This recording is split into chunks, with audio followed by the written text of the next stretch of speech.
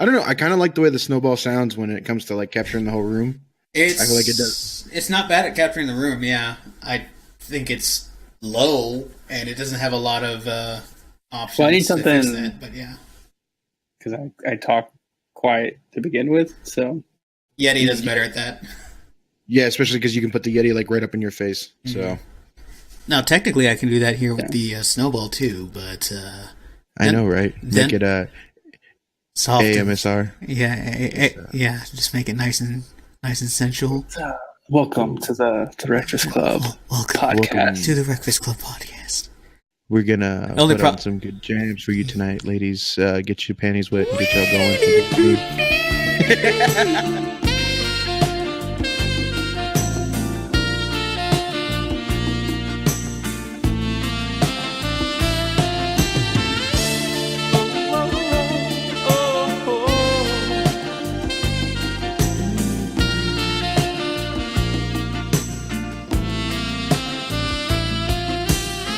Yeah, so how do we do this? How do we do this again?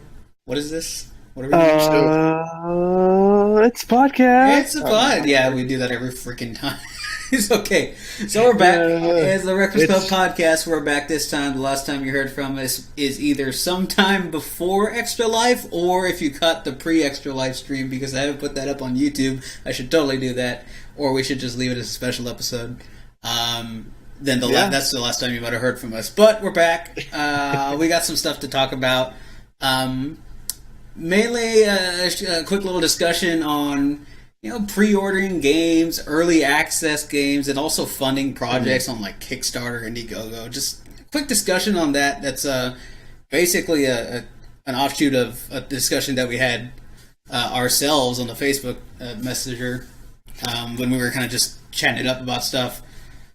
But, of course, like always, before we get into that, we're going to do a couple things. We're going to talk about what's been up with us since the last time we did an episode, and what's been up with the nerdy universe in general, games, comics, and stuff like that, before we get to that topic. So, like I've done before, I'll probably put a little description on where you can skip to if you just want to get straight to the topic and not care about us, but... Yeah, right, whatever. Apparently we don't stay on topic at all. That's fine. We do what we do, and as long as we're having fun, that's all that really matters. Right. So let's go ahead and get into it. First of all, who's here on the podcast this time? Well, I mean, Philip. It's Flip over there, Flip Man. It's Flip Man as always. Mm-hmm. You got the Fat Man, Noe, Fat Hazard, whatever. I'm here. I'm just here to take up space and fill in the dead air. So it's take up space on this remotely recorded podcast. That is, we're not actually have to stare at each other. I don't know where to look, by the way, whenever I'm talking. It's really weird. It's Flip. Yes, exactly. I'm just looking at the Discord. I'm watching your names light up. I'm just staring at those. Actually, that could work. Yeah, I'll just do that. But I'm John, Canis Major, John 44, however you want to refer to me. But what have we been up to lately, dudes? My dudes. I can start. So lately, it's been 1 week since you looked at me. I don't know the rest of the words. Oh, I actually know the words of the song, so don't get me started. Okay, well, we'll actually not do that then. Two weekends of Extra Life, so like 48 hours of gaming over. The new Assassin's Creed. Oh yeah, that one, and then I've also I got a $100 Amazon gift card. Oh yeah, you mentioned that. Big work, so I was just like, I'm gonna grab these two games because I wanted to. I grabbed that one and the new Call of Duty one, just because. And so I'm running through the campaign, and it's really good. Like the character development, it's hard to have a character development in a first-person shooter campaign, but it's there, and it's pretty cool so far. Some of the Call of Duty games are usually pretty good about doing that, though, right? They have. No, they have some, like the few that I played. There's some. It's really cool. It looks gorgeous. I'm sure it will look even more gorgeous because it's been updated to work on the Xbox One X that just came out recently. But I don't have that or 4K TV yet. Right. Maybe pretty soon. But yeah, it looks cool. Assassin's Creed looks really cool. It's in the mail. It should be here tomorrow. I saw Horizon Zero Dawn was on Amazon for $20, so I snagged that. Yep, that's a good. That's good for $20. It's good for more than $20, but that's a good buy. I'm gonna try to get out some games, beating some games out like the last month or so. Not say that as not only was the verbiage on that really weird, but we lost it for a quick second. The message got through, but it was like funny. It's funny to me. Or it lost it on my side. Trying to say that. Yeah, I lost it a little bit. It's fine. But I'm trying to get some games under my belt, I guess, because I haven't beat a lot of games this year. Well, I know you also don't have Mario Odyssey. I played Mario Odyssey, so that's a thing. That's an fun adventure. Game. Yeah, lots of games that came out in the last week and a half, 2 weeks, and it's just why. I haven't seen the new Thor. I just haven't been able to go to it. I forgot about that too. You guys are doing yourself a disservice on that one. Yeah, I've heard a lot of good things. That's pretty much all I've been up to. Work has been pretty busy, so I haven't really done much of anything. We did a lot for that Extra Life, and set up and prepare for that. Yeah, so. preparation and the actual event itself did take a lot of time and effort. Recovery. You're right. Yeah. You guys know that that after that, I actually didn't go to bed till like 2:00 the following morning. Yeah, I remember because I got on or I was looking at Facebook or something after I woke up the next day, and I was like, wow, this guy's still up. Because I saw like the train of posts that you had made, and it's still like a consistent timeline all the way from the end of the event. True. Like so when Hunter's thing, I had to work that morning, so I woke up at 6:37. Right. Yeah. And I didn't leave until noon the next day, so that was a while. 30 hours. And then Drew was the same way, but he chugged it out until 8 p.m. that night. And so he was up for 36, 38 hours. Yeah. Yeah. We didn't hear from him for about a day and a half. I think I went almost 40. I think I was on the cusp of it. And then I knocked out and didn't talk to anybody for at least 4-day period hibernation. Yeah, those were some killer events. Yeah. So between all that, for me, what I've been up to lately has just been was getting prepped for moving when we got to the stream, and then been just pretty much slowly moving ever since then, especially now that I moved into my new place. Right. I finally have my own place with internet and stuff, so we don't have to, I don't have to use my phone to try to play games with you guys anymore. That's pretty good. That's a plus. I bet you anything we'll still have NAT issues, because apparently, even though I have NAT Type 2, everybody I tried to play with says it has NAT issues unless there's more than 2 people in the party. Really? Yes, I don't know what it is, but my internet connection does not like Hector, it does not like you, and it does not like Albert if we play just 2 people. As soon as there's a third person, it's fine. Know what you need to do? You need to take your PlayStation and just smash it into the ground. No. Look, I know that the here's a free news bit. The PlayStation 4 is going to be $200 this Black Friday, but I'm not going to buy another PlayStation 4 just because I have NAT type issues. I'll just start playing single player games again, mother. I also got to play Odyssey. I got to play 2-player Odyssey with Roel, who's the other half of that guy, fat guy. How is that? It's interesting. Like, he as the hat, you can kind of dictate when Mario jumps and where he goes somewhat. So you can do recovery if whoever's playing Mario messes up, which is kind of what he did because it was my first time playing the game. And then there are times where he's just like, "Nah, fuck you, you're gonna die," and just throw me off the edge. Because like I went for like a hat throw and a dive to the hat, and instead of doing the dive, he made me go up and then left and off an edge, and it was just like, oh no. Okay, now I gotta try this. And then anytime I would like take possession of something like the frogs at the beginning, he would just take off as the hat and go grab another frog and just keep looping me around. I could never get out of that area. It was like 15 minutes of him just fucking with me. But there was that. I don't know if I would like that. I want to try it though, for sure.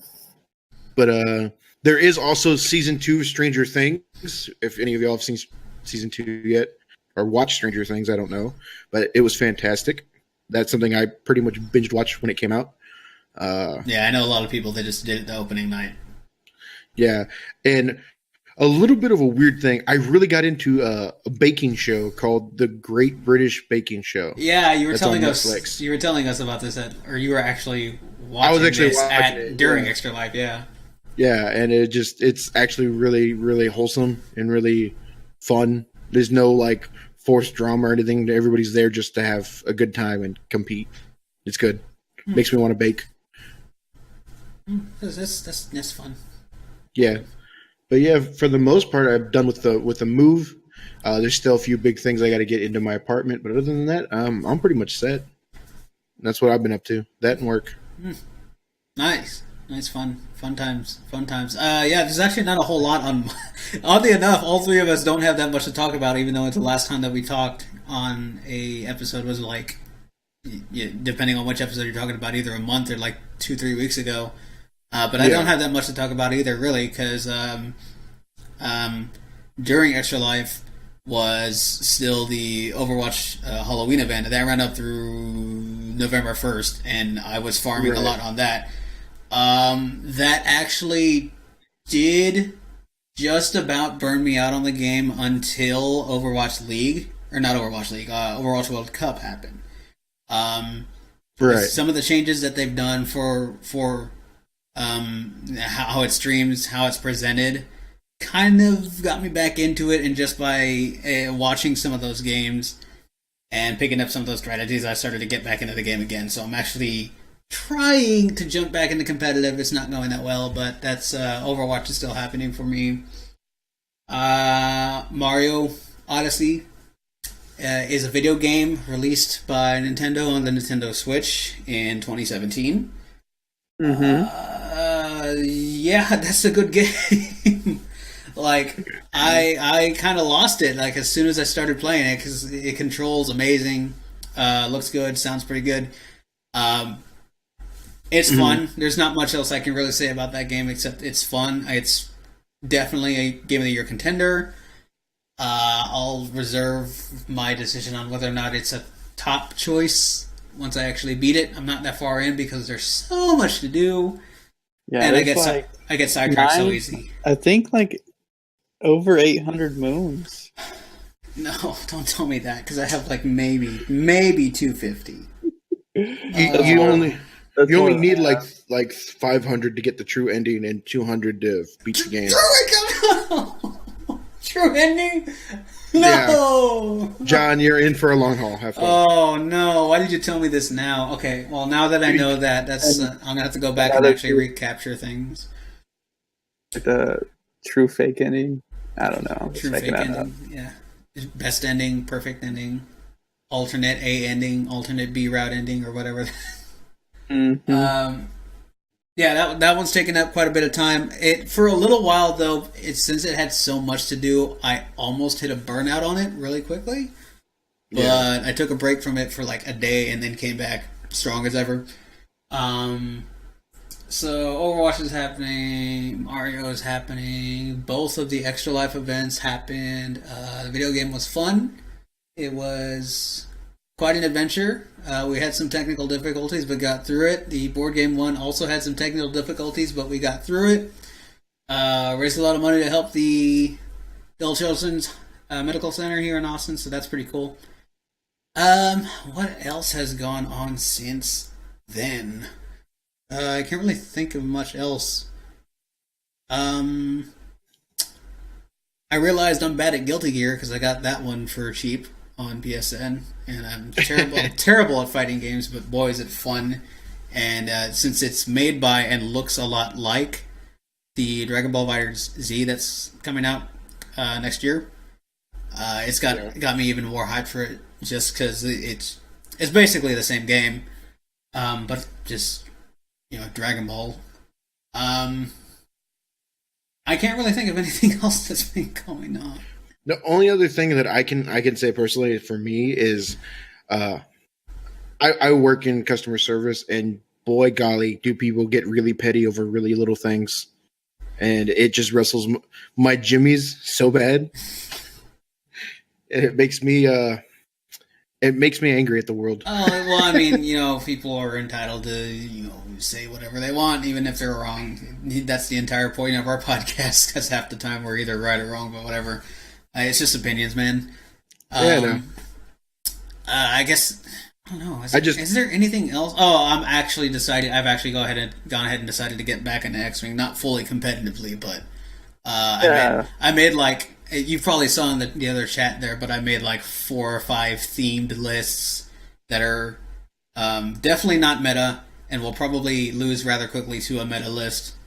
But I decided to get back into it. I watched Rogue One the other day to try and get inspiration on a Rogue One list. That did not go well. Yeah, because everything dies. I mean, everything dies, and also the U-wing is a terrible ship in that game. There is nothing you can do with that ship. Really? Yeah, it's so one bad. of the newer ones, right? Yeah, it's one of the newer ones. It's a crew thing. It's got some good upgrades in it, but I mean, you can't do anything with that shit. If I get back into X-Wing tabletop, I'd probably just run Space Bus again. Do it because that can still work. If you put a Sith on it, it still works. Like I was like jokingly talking to my self pretty much the other day. I was like, man, I wonder if I could run the Lambda again and run it with Punisher. Just run those two. I mean, you might as well just do what I'm doing. Just run what you want to, not really care, because as long as you're not taking it to a tournament and going 0-5 or whatever, then who cares? But that's me. That's what's been going on there. Here's the weather in your neck of the woods. No. Now here we come up with the weather and news with Albert.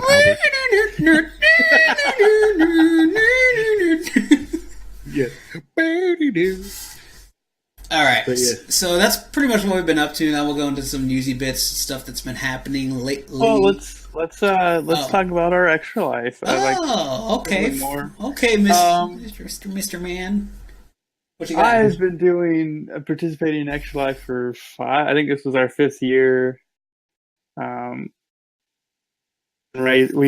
have always raised money for the Dell Children's Hospital in Austin area. Mm-hmm. Right. I think a total overall the 5 years we've done like 7,000. Let's say that. Mm-hmm. It's got to be somewhere around there because I know 2 years ago we did about 3. Last year we did about 1,600. The first year or two we didn't get much, but this year we decided to kind of video games. And so I don't know, I found my enjoyment in video games kind of remerged this past year. And so I was really excited to do the video game one. Because I know with our group we normally do the board game one, but we kind of did 2 different events, one for board and one for video this year, and I thought it was pretty fun to have that option. I think we did it for the first year. I think it other than the technical difficulties, it was just the Switch was being weird. I haven't completely diagnosed it yet, but that's where I'm looking right now. That's where I think it's at. But I think it worked out pretty well. We had a good schedule. We had the people. We got some donations. We raised between mine and yours and then the channels. It was like $300 something, $300. Yeah, something like that. We actually, what I had been doing is every few days after ours and through the official date of Extra Life, I had been replaying the vodcast on Twitch. We actually picked up a couple just from that podcast, like from people rewatching it. Nice. Yeah, so that's kind of nice. Yeah, You can actually still donate until the end of the year. Just, $300 doesn't sound like a lot, but that's actually more than we did our first 2 years combined. I'm pretty sure. Dang. So the last few years we've gotten the webcams and like this year at the video game one, we had 2 kind of streams going on, didn't we? We had because Drew came in and set his stuff up. Yeah. Drew or Blood Titan on Twitch actually came over and had his laptop there, brought a whole second rig to do some secondary streaming on the other TV that we had set up. So for a while we had 2 streams going, and that was kind of neat actually, just having the alternate view cam. Yeah, it was fun. There's a good point of that stream where I'm sitting there for about 30, 40 minutes of just staring off in one corner, and that's me watching the Great British Baking Show. Yeah, while I'm not playing games.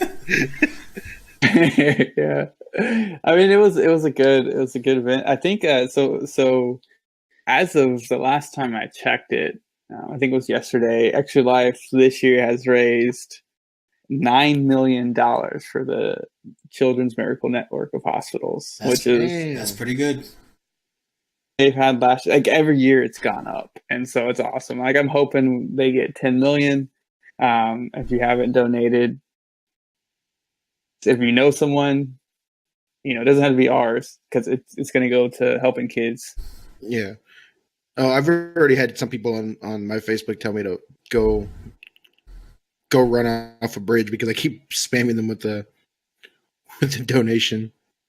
This is like, hey, I know I'm bugging you, but can you please just throw some change our way for the kids? Right. For the kids. That was the thing, and both of the events, obviously there's stuff we could do to make it better, but I think both of them turned out pretty good. I'm glad we did it. It took me a lot longer to recover this year because I've gotten old. And so I just don't recover as quickly. But I'm actually excited we've already actually opened, we've already had kind of a document going on for ideas for next year to make it better. Yeah. I always want to go up. So that was something we all participated in and we all planned and helped run. And it was, I think, for first year, I think it was a good success. I really do. I agree. I still want to grab the footage of when we were playing Diablo 3 because you could tell we're just zombies. Oh, yeah. I did. Diablo 3, we were zoned out. I'm pretty sure all of us at one point kind of fell asleep while playing. Yeah. I don't know when I'm going to have the stamina to actually do this, but I did download the entire stream. Now, we lost a little bit of it because of some of the technical difficulties, but I've got 20 plus hours of content that we can just... Also, we can make best ofs out of that if we want to. I don't know when I'm going to have the stamina to do that, though. Well, I felt like the game that stood out the most that we ended up playing that wasn't even on the docket was Lovers in a Dangerous Space Time. Yeah, we went to that. We played that 4 or 5 times, yeah, for sure. Yeah. Did we? I think we had one level left. I think we went through the entire game. There was a bunch of games. It was that one. Speedrunners was great. Yeah, we did that one 2 or 3 times. Yeah. I liked Overcooked as well because it's always fun playing that 4 players. There's a couple of them that were just kind of multiplayer, and then Trials was pretty fun, especially the unicorn. Yeah. Driving. I use that. Yeah. Unicorn. So. Yeah, it was kind of nuts. You're right. Definitely, the game of the stream was Lovers in a Dangerous Space Time, and because that one, I mean, we came back to it every time. What do we do next? Oh, let's just go back to it. It was. Time. I mean, once we got it to 4 players, it was really, really cool. Right. I love the fact that I ended up being the pilot. And I was like, oh, this isn't too bad. I can handle this. By the time we get to the last time we played it, I was like, this is ridiculous. How am I supposed to avoid that damn thing? Yeah. It was great. John and I were, because Lee was the shields and other stuff, and John and I were weapons. And we're just like, how do we kill this thing? I keep shooting, but nothing's happening. And so, yeah. It got kind of stressful in those later fights, man. Oh, yeah. I was just like... Yeah. that game looks like it has a lot of replayability, and I'm excited to play more of it when we decide to get together for that again. Yeah, that's I mean that's definitely an even just a stream option just to get together and do that. It's going to be hard, obviously, because it's going to be Christmas or Thanksgiving and Christmas time. So nobody celebrates holidays. I will be gone for Thanksgiving and the week after that. Actually, I actually don't have Thanksgiving off, so I'm going to be working. But I get Christmas off, and then I get New Year's off. Thanksgiving and then coming back before the weekend's over because I love my parents, but spending more than a day and a half, 2 days in that town that they live in, very hard to do. You just gotta take more video games. That's all you gotta do. I did. I played a lot of Mario Odyssey because I was at my parents'. I ended up getting, I almost doubled. I beat 2.5 levels. Because I finished New Donk, the city, and I beat the beach level, and then I almost beat the snow level. So, the equivalent of 2 levels. Well, yeah. So, holidays coming up. So, don't know when exactly we might be able to get together to stream, but I'm pretty sure that's going to happen because that was the game of the Extra Life event for sure. Yeah. Also, a shout out to Blood Titan or Drew again for being a super champ and arriving with food in the later hours. Right. Of the last part of the coming stream. with food, coming with a second stream setup, saving us at the Extra Life or the board game one as well when we had some of those technical difficulties. Truly, he's MVP. Yeah, I put him up for MVP. Yeah, MVP. He's got my vote as well. There's not a trophy. There's not even an award of any kind or prize money, but MVP. That's my vote. So we got some other newsy bits that we can mention here. I just elbowed myself. Oh God, ow. We had a list going on. EA. I don't know about this one. I just haven't heard of this one. Yeah. So. Okay. So basically, EA. This was less recent, but EA basically closed down Visceral, one of their internal studios. Visceral is probably best known for Dead Space. They had some other stuff. They did a spin-off game for the Battle. What is Battlefield? The Battlefield series. They did a spin-off for that. I can't recall what else they've done recently, but it's been a while since they had something that had come out and done super well. Their most recent piece of work was a Star Wars title, which people had believed to be the revival of 1313 that got shut down back when Disney acquired Star Wars. Right. But there's some statements that say no, it's not really that, but whatever. It doesn't really matter now. Visceral's been shut down by EA. Yeah. More recently than that, EA acquires Respawn Entertainment, who does Titanfall.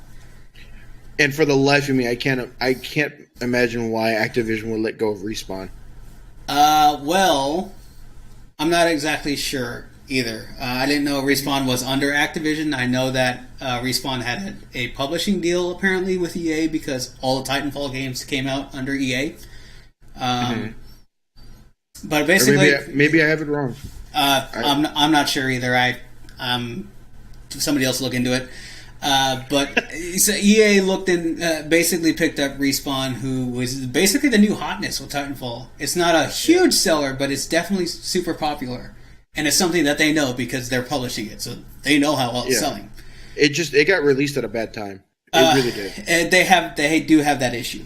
But the other interesting part about that is that Respawn does not only have Titanfall. Respawn has their own Star Wars game that's in development. So, and this is basically the real news or the real news title here is EA kills off Visceral and then acquires Respawn. That's really all that needs to be said. But my personal theory is that they kill off Visceral because they haven't been doing super hot for a while now. They acquire Respawn because of the new hotness. They both have a Star Wars title in development, but they're going to go with the one that's new hotness instead. So, what happens to all the staff from Visceral that was working on that Star Wars game? I have no idea what happened to that staff. I think some of them got reassigned to the Battlefront one. Mm-hmm. I believe that's what the statement was. Not sure about the producer or top, the top talent that was making that actual game. Not sure where they went, but at the end of the day, Visceral's gone. Respawn is now part of EA. Interesting. Mm-hmm. So how bad do you think the loot boxes will be in the new Titanfall? Not sure because I haven't played Titanfall, and I really have been meaning to be playing that series. But we know that Titanfall 3 is coming, and we know that a Respawn-made Star Wars game is coming because I have not heard that one had been canceled after being acquired. EA currently has Battlefront. Mm-hmm. But and I believe that when they killed off Visceral, they were just going to pull all of that towards Battlefront. But maybe they'll just combine assets for all of that. I don't know what they're going to do. But I feel like that had something to do with it. I know for sure it had to be that Respawn was looking hot right now, and Visceral just hadn't done that well over the last couple of years. Right. But yeah. That's another one on the. Another scratch on the post for dead EA Studios. Out of the mountain that's already starting to build? There's so many of them, dude. There's so many. Jesus. Dead Studios. Kind of just going into the other news. Runic Games, which is known for Torchlight 1 and 2, and recently Hob. Mm-hmm. So that was only a group of a few people. Right. That kind of broke off from Diablo 2, I guess Blizzard Diablo 2, and they made their own dungeon crawler thing in Torchlight. It was cool. Yeah, I like Torchlight. I've actually played it. Very Diablo. But it was cool. I haven't played Hob. I heard it was actually really good, pretty good, minus the camera issue that a lot of adventure games have. But it was a really cool thing to do, like a really cool concept. Closed that one down. And so Runic Games is part of, I can't think of the words off the top of my head, the actual parent studio, but they make Gigantic.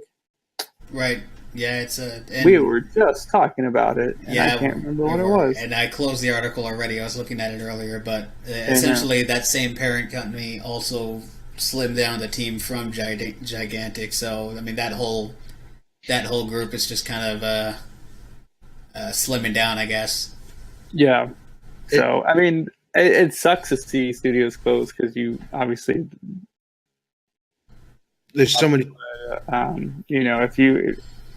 It's hard to compete now. Like it's really hard. Yeah. And all you can really do is just hope that everyone that gets affected by it either just lands on their feet somewhere. Just be it another project within their same parent company or at a different studio that's got something for them. But it's something where you kind of go into game development not because you want to make money, but because you want to make games and you love games, and you take the risk for it. I guess that really seems to be the case now. Yeah, it might just be me, but it just seems like studios are just closing down faster and faster, and teams are getting slimmed down more frequently. It might just be because we're more aware of it. We're more into the news of the actual. Yeah, we're just more into the actual making of it and stuff like that. We're more aware of what the studio names are. I mean, when I was 10 years ago, I didn't care what studio made what. It's like, oh, okay, this is a fun game. Oh, cool, this is a bad game. Whatever. I didn't care who made it. But now I know what studio and I know what director and what project and whatnot. So it's like you're just more aware of it, really. It's probably been the same way forever. Yeah. Speaking of studios, for the life of me, I can't remember the name of the studio that apparently Marty O'Donnell's a part of, the former composer for Bungie. I don't. But Yeah. I believe that it's Highwire Studios, and I've been waiting to see if they're going to put anything out because he keeps very seldomly tweeting out little bits here and there about things that they're doing. And I want to see what they're working on, if they're even working on anything. Yeah, I'd be interested. I know he's a part of a new studio. I haven't looked into it that much, but I'd be interested to see who else is there, like for what else they've done before, just to kind of see what kind of direction they might go in. I believe they have 2 people that were also part of the original Halo 1 team that made Halo 1. Really? Yeah, and I think somebody from We lost you there for a second. Cut out there, Noe. And no, he's dead. I think he's dead. Whatever. No, he died. No, he's dead. We can keep going on with. Yeah, just chime in when you catch us again there. No. So, what we got? EA killed Visceral. Runic is now dead. Also, happened. Kind of related here. We had BlizzCon come out with a bunch of announcements. I really only paid attention to the Overwatch ones because that's really the only Blizzard game I pay attention to. But I know that there was some other announcements at BlizzCon for some of their other games as well. So what I remember from the top of the head, I'll go through most of their main games. WoW. Mm-hmm. So they announced a back server. I guess it's going to be vanilla. Yeah. Official vanilla server after having shut down some of them before. Is that vanilla you? Server. Wow. He's back. Wow. Yeah, did y'all lose me? Because I lost y'all. Yeah, we lost you hard. That was weird. So we're talking about BlizzCon now. Yeah, I see that. Be a vanilla server. I don't know how they're going to do it because it was, vanilla server, I would love to play it because of nostalgia. Like, as far as just making gold and leveling up and getting around places and having to go to the actual physical dungeon instead of just hitting a button. Like, I don't know how they're going to do that. Like, are they going to implement, and as far as the way you spec your character back then is completely different than what you did now. And are they going to do it just, here's everything all at once that came out vanilla? That means you're going to get all the raids at once, which almost means it'll be a different, not a different client, but it's going to be like what they do with the PTR versions. You download it again, it's a different copy of it. I have no opinion on this, so I know that, but are they going to release the patches when it was first there? So you have the first raids. All right, 3 months later, here's the next patch, and 3 months. Are they going to do that? It'd be easier for them to just release it all at once. Yeah. So they announced that. They announced the new expansion. Azeroth, I could be wrong on that one. But basically, it's going to be true Horde versus Alliance. Oh, no. It's kind of a big thing. Like, I don't know the entire story yet. I have to read up on it. I thought it was pretty cool because it's actually Horde versus Alliance now. Not a overall, ulterior motive to kind of group up against a bad guy like they have been in the other stories. So it's going to be just like, here's Alliance, here's Horde, we hate each other, let's fight. So that was WoW. The name was StarCraft. They made StarCraft free to play as of 2 days. I think it's Tuesday the 14th. It'll be free to play. If you have already purchased the game, you'll get it's the base set because you can purchase multiple campaigns. I believe how StarCraft works. Mm-hmm. Okay. But if you already have the base game, then you'll get one of the expansions kind of for free. That's cool. StarCraft, I guess, was like, hey, we made our money already. We'll just make it free to play. I might try that out just because it is free to play. I would like to try that out. So that was StarCraft. Heroes of the Storm, they announced 2 new characters. Hanzo. Woo. Alex Raza from WoW, which is pretty cool, I guess. Overwatch was a big thing. They announced like new levels, a new hero, Moira, something like that. I don't know. I don't like her. I don't care. I wanted a new support, but not like this. So John threw a fit when they announced. Nah, I think she looked pretty cool. I was upset. I was so upset. Why? Because she's Zenyatta 2.0?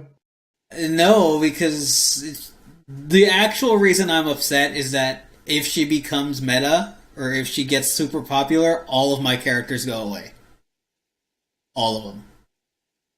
Oh, because she doesn't like shields. She gets their. She goes straight through shield, so I lose my Reinhardt, I lose the Winston and Orisa that I was just starting to get into. I maybe keep my Diva, maybe, except that, it's not a projectile, so, I mean, she doesn't worry. She doesn't worry about Diva. And if she becomes meta, then she's going to get paired with either Ana or Zen, and I don't play them. I play Lucio and Mercy. So I lose all of my characters because Junkrat's still not going to be super meta. He's going to show up, but he's not going to be super meta. So, I mean, I think you can absorb her orbs that she throws out. Yeah, but she gets it. It's like a 10-second thing. You're not gonna get rid of her. Whatever. I don't like her. I don't like her. I don't know. She might be interesting. Crying. Jeez. I think it's pretty cool. She looks pretty cool. The new level looks pretty cool. New level looks fun. Yeah. And what other games do they have? I think they announced the new expansion for Hearthstone. I don't keep up with it a lot, but I think they're making it more starter friendly. So if I just like, hey, I want to play Hearthstone now, that I'm not 6 expansions behind type of thing. So I guess it's more user friendly. So yeah, BlizzCon was I think it was a pretty good one as far as other BlizzCons go. Of course, lots of cosplay, and then they had the I don't know who won the World Cup or whatever. South Korea. Yep. Didn't they take like most of them? Basically, the only ones that really put up a fight against them were like it was either Sweden or France, and then US actually got a really close match in them with there. But yeah, it was South Korea. Didn't Canada was up there? Canada got second place. I was like, holy crap, Canada's really, really good. Yeah. But South Korea is too good, so yeah. They're too strong. It's too strong. Their freaking best player is not even going to be a part of Overwatch League. Can you believe that? Oh wow. He's too young. He's too young. Yeah. What else we got going on? We recently had a Last Jedi trailer come out. That one, I don't think we got to talk about it before. It was the trailer that we weren't supposed to watch, but then it was okay to watch, is what they said. No, I don't think. Wasn't that one quite a bit for? If that's the case, like if we didn't even get a chance to talk about that trailer, then we have 2 of them, because we had the big one that came out during some Monday Night Football event, like at the beginning of October or November, and then one came out during the World Series that like wasn't hyped up at all. It just dropped. I don't think I saw that one. I'm really? Gonna watch that right now. Yeah, go mute your whatever the thing, and then go watch that, because there's one that came out during the World Series. It came out on the 1st right of this month. That's what it is. Then it was like one towards the beginning of October, one in the beginning of November. Yeah, I'm watching it right now. Okay, but yeah, that first one, the one that the director came out and said, please, I don't watch this because it might spoil some stuff. I still don't know. It might be misdirection. We did talk about this at the video we did right before Extra Life, but just in case you weren't there, it did show some stuff that might be implying certain things happen during the movie. The way it's shot, it could still be misdirection. The other trailer, which the other 2 guys right in here are now currently watching, has some implications in there. I'm not sure if it's misdirection, but it's got some implications. I'm going to say that, like, as soon as I finished seeing 7, I don't know if I had said it to you guys, but I know I said it to my cousin after we went and watched it. I was like, hey, I already know what's going to happen. I'm jokingly. I was like, Rey's going to turn and Kylo's going to come to the light side. You're going to see them switch. And everybody freaking says that too now because of that second trailer. But I had been saying that since the freaking episode 7. I get it. Whatever, you're a hipster, I get it. But what is the trailer? It came out when? It was during the World Series. It was like game 5 or 6 or something like that. Yeah, on the 1st of November is what I saw. It's nuts, dude. Like, there's some stuff. What does it start with, Noe? I'm gonna make sure I have the right one. Like what the video starts with? Yeah. Music. It starts with Luke walking on the Millennium Falcon. Yeah. Okay. That's the. Yeah, I'm gonna the mute myself right beginning of quick. So if you can hear me, I'm sorry. Yeah. While he watches that, it's got me excited because I was thinking about it the yeah. other day, like even just before those trailers had come out. It's like I was thinking about episode 7, where I'm just like, this is so close to 4. Like after watching it again, it's so close to 4 that I'm just like, couldn't they not and just do something a little bit different? And then the whole concept of Starkiller Base was just a little bit too much for me. So it's like, I was like, man, I really hope they kind of clean up some of that. But I'm still super excited now for 8, so it doesn't even matter. And it's directed by Rian Johnson, and I like Rian Johnson's work, so I'm interested to see how much they let him put his own idea into the movie. What else has he done? I'm not Speaking, too familiar with him. he's done Looper and Brick, both starring Joseph Gordon-Levitt. Looper's the one with Joseph Gordon-Levitt and Bruce Willis. Okay, I did like that one. He also did Rubber. You had to throw that out there. Yes. Speaking of that, they actually signed him to do 3 spin-off movies. He's getting his own trilogy, or it's at least the first one, but he's starting up a whole new trilogy. That's nuts. Yeah, that's awesome. And it's weird because the article that actually broke the news just kind of shed some light on the situation where they just weren't really happy with Gareth Edwards or weren't too super, super happy. They were like, all right, this is not bad, but just like super pissed with the guys that were doing the Solo movie and just booted them. Yeah. It's I'm excited for him because I like him a lot, and so I don't know what's going to happen in 8, but I do know that there are things that are going to happen that's going to cause Rey to question everything she knows about the Force, and it could lean to the fact that she is what some people have been theorizing as a wound on the Force, just like one of the characters from the what is that RPG that came out forever ago? KOTOR?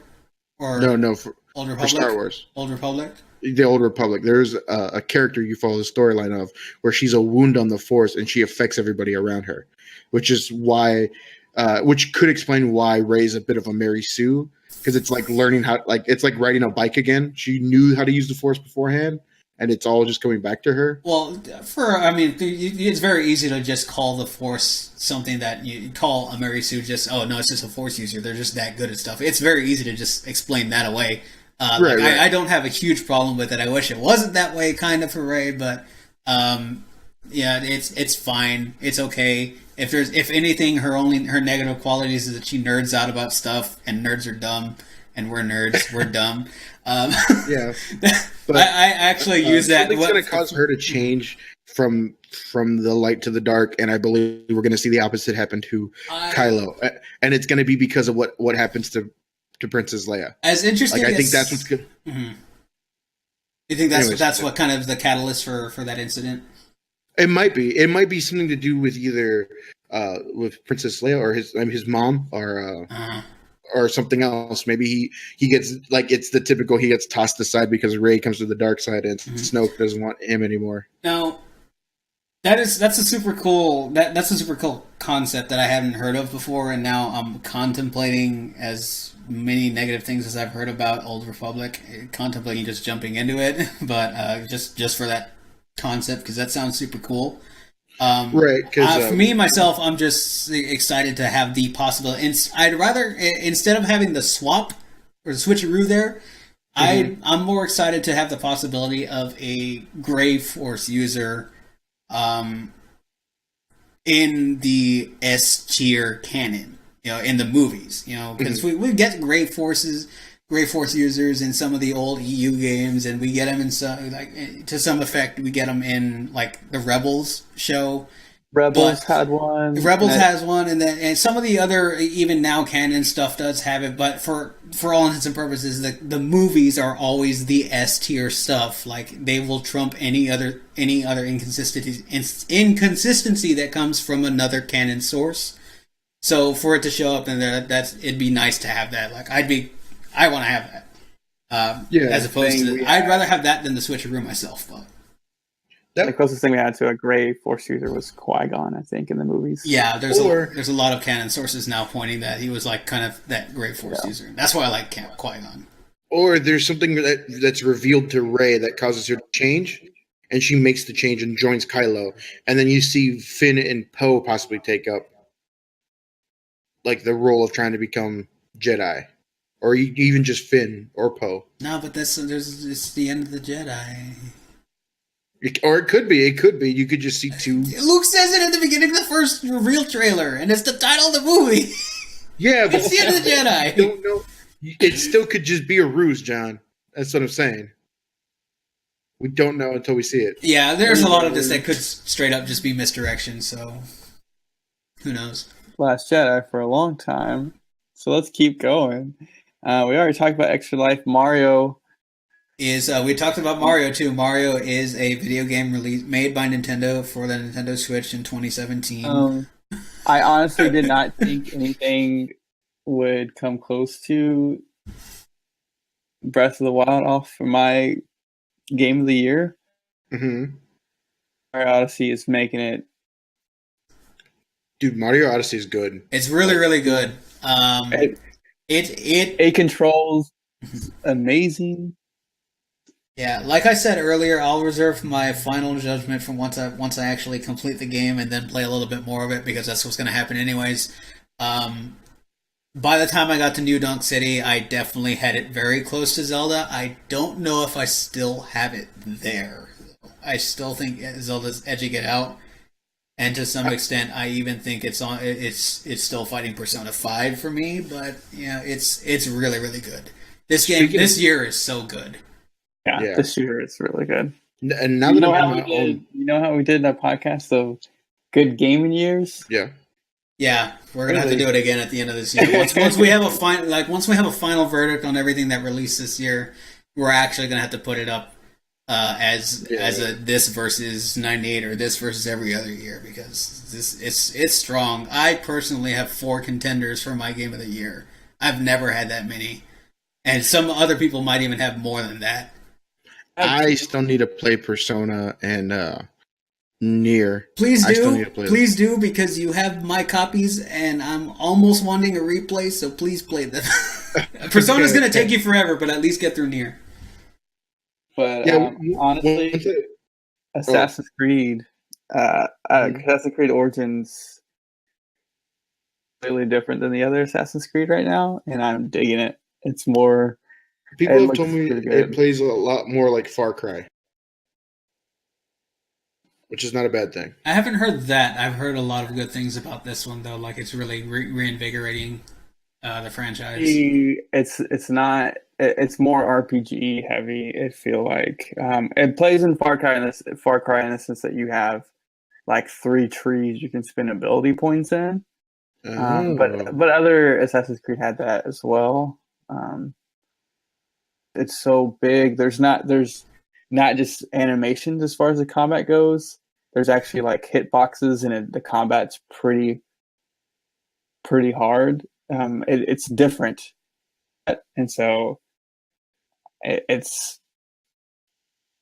far. I barely scratched the surface, and apparently the map is like 3 times the size as normal. It's huge. The map's pretty huge. Mm-hmm. There's apparently Wolfenstein 2 is really good. The story on that one's really good. So I do want to get to Wolfenstein 1 and 2, because I'm hearing nothing but amazing things about both of those games. Yeah, I have Wolfenstein 1. I need to finish, and then apparently I might download the DLC for that as well.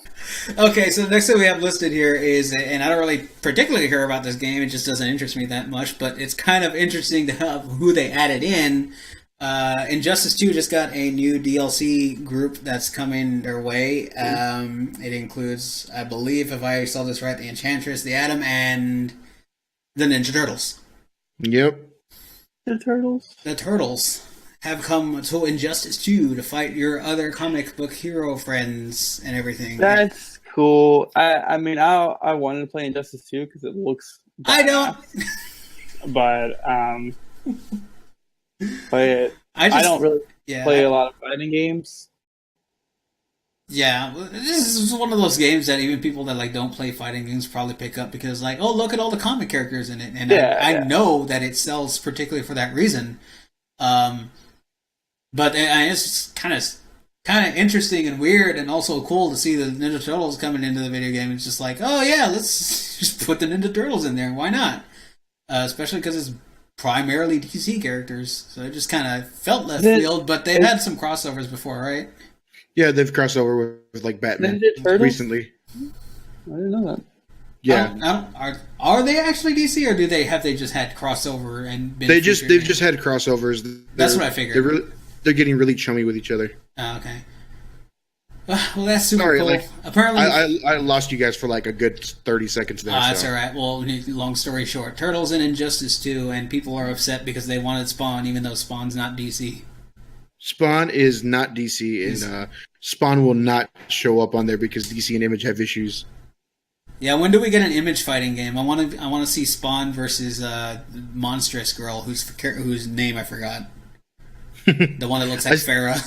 I need to finish reading Monstrous, actually. I've only read the first volume book thing, whatever it is. I need to pick up the second one. I need to just go. I'll probably just stop by like Dragon's Lair tomorrow and pick it up because fighting games. And then next up was fighting games are cool. You know what else is cool? Not wrestling. Yeah. Survivor Series is coming up. I think it's like next weekend. Who here has actually followed or even watched a thing of wrestling between Mania and now? It's only the most recent thing that I remembered is Becky Lynch fought James Ellsworth. Gilbert. Yeah. Not Gilbert. It's not Gilbert. The new Gilbert, I guess. But yeah, the new Gilbert fought him in a match, and I don't know. That happened. I didn't watch the match. I don't think I've actually watched. I haven't watched a show between Mania and now. I've seen a lot of news for stuff like, oh look, so and so beat so and so, or so and so is the new champion. I might actually watch Survivor Series. Really? Because it's AJ. Right now, if nothing else changes, it's AJ versus Brock. Both are the title holders. Oh, what? Yeah. So I was like, if it's AJ Styles versus Brock Lesnar, I might actually watch that because Brock Lesnar does really good in matches that he cares about. And what I heard is that it's possible that him and Paul Heyman urged them to go ahead and get AJ Styles back on in the title scene so that they could go at each other for Survivor Series. I don't know if that's true. It could just be people trying to build it up or whatever. But I don't care if it's AJ Styles versus Brock Lesnar. I might actually watch that. I don't care about the rest of the thing. I haven't heard anything else that's good. But whatever. Probably won't watch it because I don't like Brock. As long as it's not like a 5-hour show, I might actually watch it. I think it's next weekend. When Broly. Well, next weekend. Didn't you hear me? But when Broly. Next weekend. Brock Lesnar. Broly. When Broccoli. Broly. Broly. When Broly. Next week. Next week it's happening. Sunday. Sunday. But not Saturday. Yeah, wrestling is weird. But I'll watch AJ Styles because AJ Styles is good. Yeah. All right, what else we got on the little docket here? We can't really talk about Thor because only I've seen it, you plebs. Hey, man. Yeah. Look, I was totally bored yesterday. All right, so I didn't have time. I didn't have time. Can't even finish the sentence. I'm gonna reach through this computer and smack the dick right off of you. All right, so what else do we got after that? Oh yeah, we all talked about this before. Freaking Punisher is coming out soon, Friday. And I still haven't freaking watched that trailer that y'all told me to watch. This Friday, Justice League and the Punisher are coming out. Who cares about Justice League? Not me. Exactly. I kind of want to go see that dumpster fire.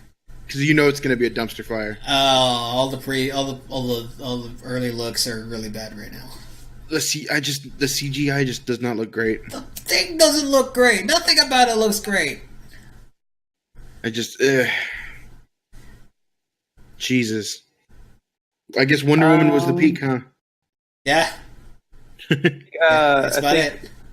Doom is coming to the Switch this week. Yo, Oh, I is can that play on Doom Switch? on my fridge, guys. I'm gonna see if I can put it on my toaster oven. I mean, Bethesda's gonna try and put that on everything anyways, or ZeniMax or whatever. So, yeah, I'm not Skyrim surprised. comes out Friday, I think, on the Switch. Again for full price, coming soon to your pregnancy test. Skyrim. I literally was showing a coworker this my Switch, and she's like, "Damn it, I'm gonna have to buy the Switch." Do it. She's like, "Wait, does Skyrim come out of the Switch?" And I was like, "Yes, it does. It comes out like this Friday." She's like, "Damn it, I've already bought the." Buying it again. That was even funnier because the audio cut out. All right. What else? What else we got? I was actually one of my coworkers was asking about the Switch because their daughter wants it, and they were thinking about picking it up on Black Friday. And I was just telling them everything they needed to know about the Switch. It's like it's got 2 major games, and then a bunch of ports of other stuff that's old. But if you didn't have it before, you might as well pick it up here because why not? And then the whole desync thing with the controller and whatnot, this, that, and the other thing. And they're like, I don't know, $300. Yeah, well, if you can find it cheaper, go for it. So, I don't know. It's just kind of cool. It's very rare I get to talk about games at work, but It's worth it. Like, yeah, only 2 major games, but it still has some really good games other than those 2, I feel. yeah, a lot of party stuff, a lot of ports, and 2 monster titles, but overall not a bad deal if you find one, and it shouldn't be too hard to find one now. So, Supposedly Nintendo is trying to double their production. well, they really don't even need to because just about everybody that was hungry for one probably has one now, and it's still in stock just about everywhere. So they Yeah, don't. but they They want- don't. Yeah. They want to be able to still supply the demand. They hope that still keeps rolling forward. Yeah. And I guess holiday season coming up, you might as well keep it up there. So they're doing pretty well about that. What else do we got? I think that's all we got for actually newsy type stuff that's been coming out. Or you got something? A tidbit, really quick, just about last night. I had a kind of a warming party for my apartment with some coworkers. What? And it was for the coworkers, not friends. Calm down. I hope your coworkers don't listen to this. No, they're fine. They know. They already know my humor. They know. They have to deal with me. They know they're lower or higher. No. Which one is higher on the totem pole? No, they're actually my friends. They're also coworkers, but they're friends. And they came over and decided to show them Your Name. Mm-hmm. A lot of them hadn't seen it. Mm-hmm. A lot of them were female. A lot of them screamed and punched me at the scene, John. Okay. How many of them watch anime, period? They all do. Okay. But they were floored at me because I didn't warn them. I was like, good. Good. That's the way it should be. Like, that's the second. Philip, have you watched it? Flip. I can't hear you. I have not. You haven't watched it? Yeah, I hear you. No, damn, you need to watch it, man. Because you need to watch it. Because the thing, I can't even say what I want to say right now, because there's two levels of spoilers to this freaking movie, and I can't even There's eight, 9 different levels of this roller coaster happening. I can't even go deeper into this unless you've actually seen it. But long story short is there's a fair amount of girls here screamed at a couple of those things and yelled in anger and stuff like that. And my neighbor who's downstairs asked me this today. She's like, "Hey, what happened yesterday?" And I was like, "Why?" She's like, "I heard a bunch of screaming and I got concerned. I was going to call the cops." And I was like, "Oh, watching a really good movie. People got upset." And she's like, "Oh, okay." Because she's like, "I heard screaming and banging on the floor because one of the girls was yelling and punching the floor." Well, at least you know that your downstairs neighbor is a nice enough person that if something was to happen, like you had a heart attack and just fell or something like that and knocked 500 things over, that they might come knock on the door, or call the cops or something like that to come bang down your door and find you dead or whatever. So at least you know that you're at least you know your neighbor's found. Yeah, at least you know that your neighbor is a decent person, kind of, probably, assumably. She seems nice. Assumably. You know what happens when you assume things? Make an ass out of you and me? No. Just means you don't know if that's actually the thing. So much. Oh my god. Damn it, John. Alright. So that's what we've been doing, and what else has been happening to things that are not placed with people that are not us. So let's kind of get into this little topic here, where we're talking a little bit about the culture of pre-ordering games and early access games and funding games on Kickstarter and Indiegogo and whatnot. Now, the whole reason that this kind of came up as a topic of discussion is, like I mentioned earlier, it's sort of came about from Philip actually asking us if we were going to be getting the new Battlefront that's coming out.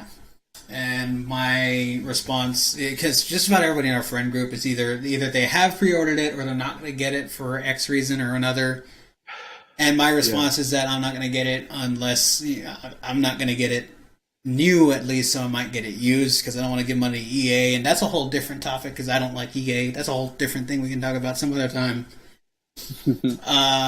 And your reaction was kind of like, oh, really?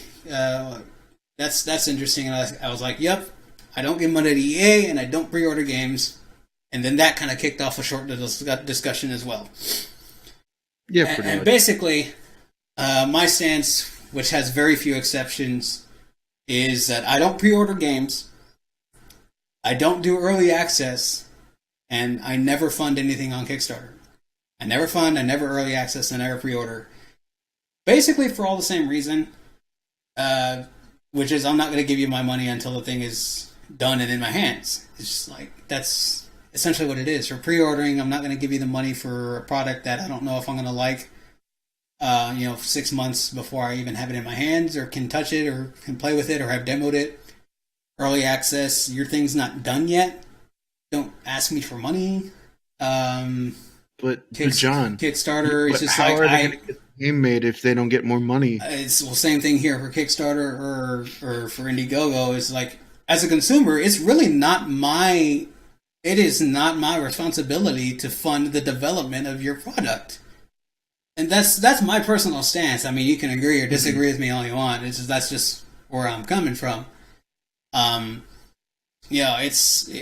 is not the consumer's responsibility to actually fund the development or whatever of that product before it's actually done and completed and out. Right. So I just, with very few exceptions, I never pre-order and never do early access. I've never actually kickstarted anything or done Indiegogo. And the only recent exceptions I have to pre-ordering were... so the last one I did before I actually started adopting that rule was like GTA 5 or something like that. And ever since I started doing that, the only one I've pre-ordered has been Nier Automata. The only reason I did it is because that game put out one of the most complete demos I've ever seen. Like, they showed me... Yeah, the demo was really good. It's an amazing demo. It is like, this is what you're getting. Like, they handed it to you. It's like, this is exactly what you're getting for this game. And I knew what I was going to get into, and I loved that demo. So it's like, okay, yeah, you've shown it to me. Here's my money. 3 weeks before the game is out. I remember talking to you in the group chat with everybody, and you're like, I don't pre-order games. And then the demo came out for that game. You're just like, well, I just pre-ordered Nier Automata. No, because they did it. They released a demo that was exactly what you're going to get with that game, and it was fantastic. So I was like, you know what? All right, you showed me everything I needed to see for this. Go ahead and have my money. And it was like 2 or 3 weeks before the game came out. So it wasn't even that long. Right. I didn't care about pre-order bonuses. Those don't sell it for me. I think it was a couple skins for one of the things in the game. I didn't care. It didn't have an effect on the game. It was purely cosmetic, but I don't care about it. I don't want it. I don't really care if it's there or not. I'm just giving you the money now because I know it's going to be something I like. The only exception I have for early access, I guess there's two. What's that one game from like 4 or 5 years ago where you build contraptions and destroy castles and whatnot, or something like that? It was really popular on YouTube and Twitch. Besiege. Before I realized what early access was, I bought that. I thought I was buying a game. I realized I wasn't. I was like, oh, okay, well, that's why there's nothing in this freaking game, and it kind of pissed me off for a little bit. Ever since then, the only one I've ever picked up is Battlegrounds. And the only reason I picked that up is because I had seen PUBG. 10, 15, 20 hours of it on YouTube and Twitch, and seen people playing it and having fun and saying this is what's good, this is what's bad, and showing what you can do and showing the dumb stuff, showing the really cool, intricate things, and actually seeing it progress. And I was like, okay, I've seen this move along for a little bit. I think I might be able to actually have some fun with this. Let me go ahead and pick it up on Steam because I know that I can refund it if I don't like it in those first 2 hours. So there was a little caveat on that one where I was like, all right, let me go ahead and try this. Ended up liking it like I thought I would. So because I had seen enough of it and got to get my hands on it, I was like, all right, go ahead and keep the money, but keep developing this game. Shut up and take my money. Yeah, well, it wasn't shut up and take my money. I was like, all right, this is good. Go ahead and have my money.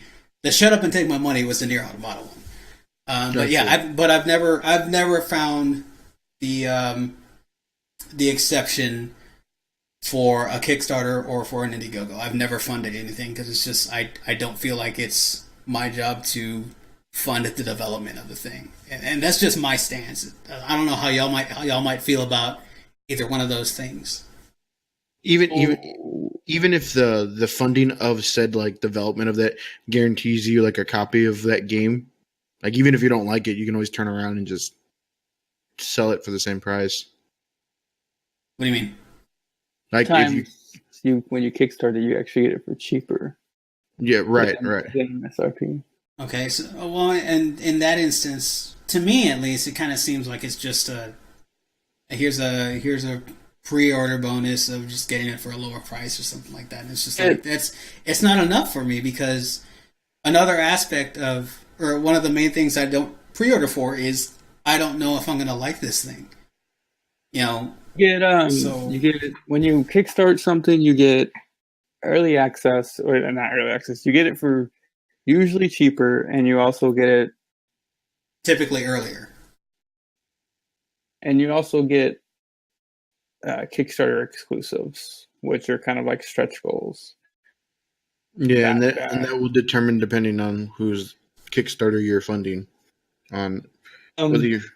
Yeah, like some are just like I know the Indivisible Indiegogo funding was pretty much that there's no stretch goals for this. Is we need this to actually complete the game. So if we get this amount, we make the game. If we don't, we don't make the game.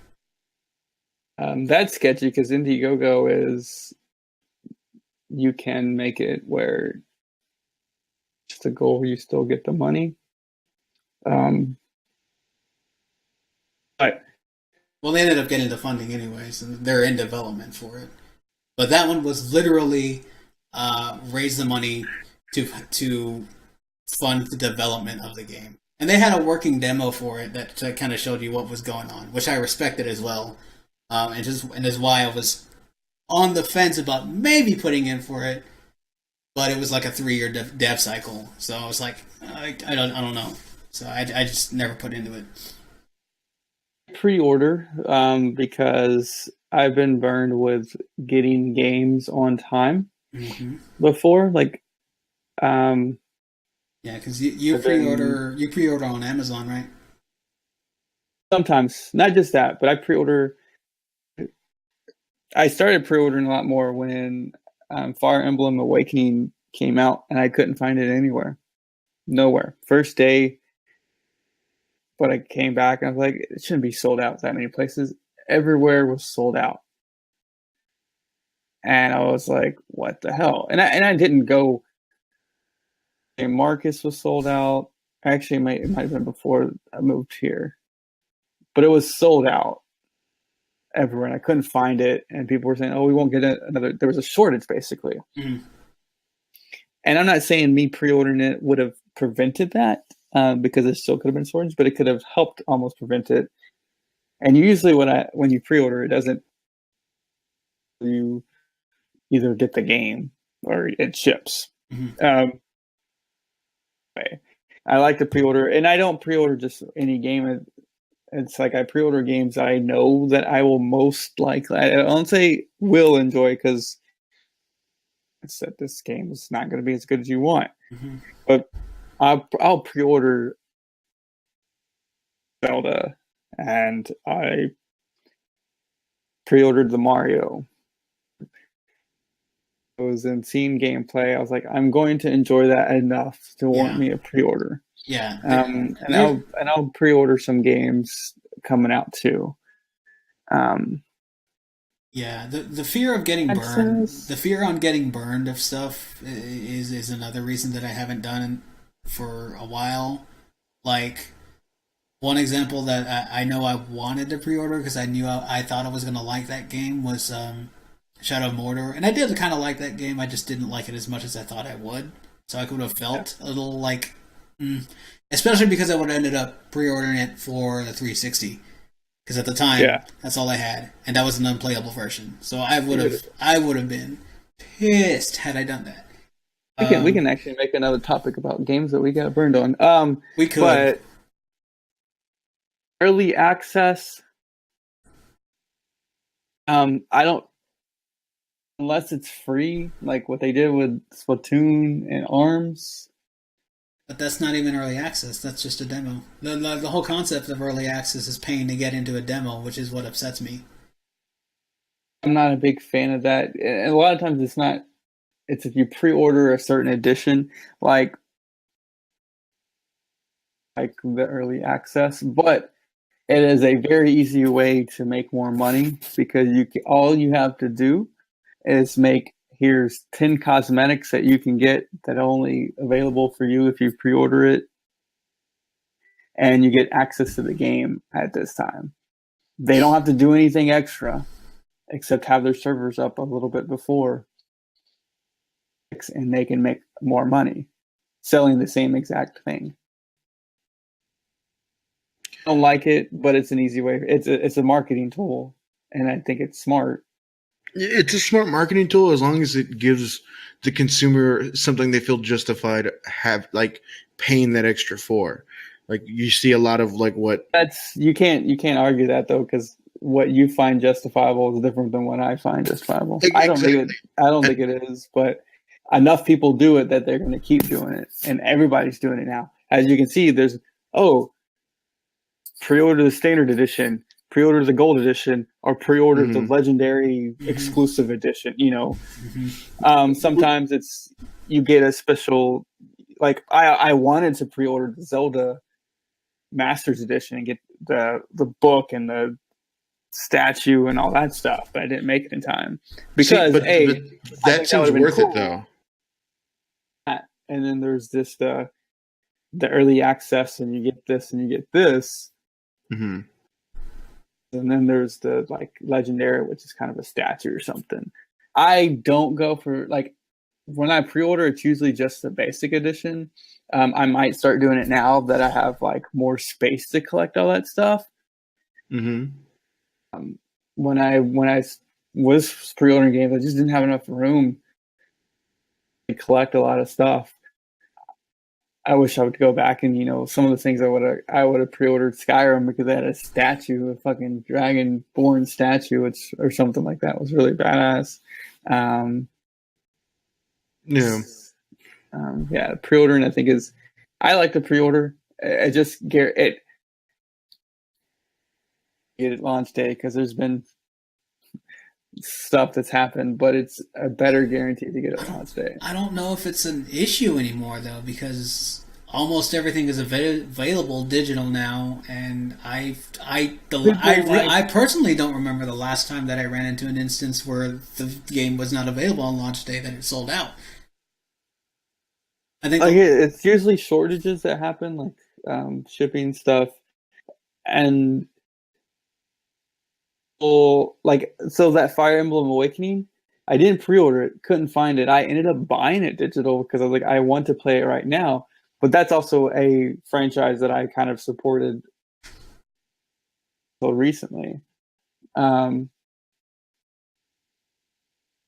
See some stuff selling out. There's also kind of the exclusives, like pre-ordering. If it's just like a Best Buy exclusive, you would want to pre-order it then. I don't think that there's ever really enough incentive for me, because I think you can get it shipped to your house without moving. Like, you pre-ordered, all right, it's shipped to my house. It's going to be here day one, so I don't have to go anywhere. Oh, now you're talking about non-games and shit, right? General too.